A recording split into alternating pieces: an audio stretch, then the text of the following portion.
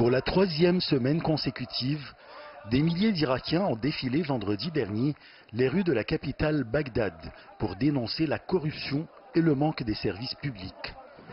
À Bassora, ville portuaire et pétrolière, d'où est partie la contestation, plusieurs milliers de manifestants se sont rassemblés devant le gouvernorat.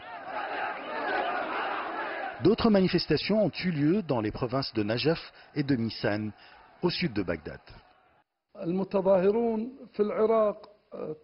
Les manifestants se rassemblent en masse tous les vendredis, comme c'est le jour férié en Irak. Mais depuis près de 3 semaines, des cortèges quotidiens dénoncent les services publics déficients, la pénurie chronique d'électricité, le chômage endémique, les coupures d'eau et la vie politique dans le pays.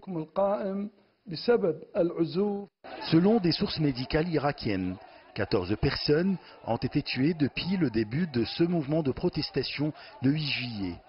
Vendredi dernier, journée traditionnelle de mobilisation, aucun incident majeur n'a été signalé lors des manifestations qui étaient encerclées par un imposant cordon des forces anti-émeutes. On a suivi quelques violences entre manifestants et forces de l'ordre. Les revendications des manifestants ont augmenté. Aujourd'hui, le peuple appelle au changement du régime. Il organise des sit-ins protestants contre toute la situation dans le pays.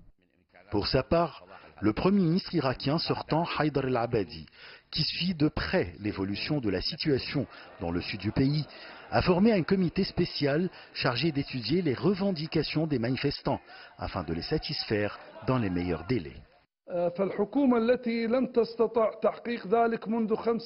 Ça fait 15 ans que les gouvernements ne réussissent pas à subvenir les besoins du peuple. Je ne crois pas que le gouvernement actuel pourra satisfaire à ces revendications en quelques jours.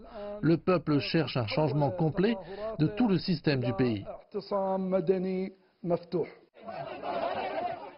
De son côté, le porte-parole de la plus haute autorité chiite du pays, le grand imam Ayatollah Ali Sistani, a appelé le gouvernement sortant à tout faire pour satisfaire les revendications des manifestants. Ashraf Massoud pour CGTN français.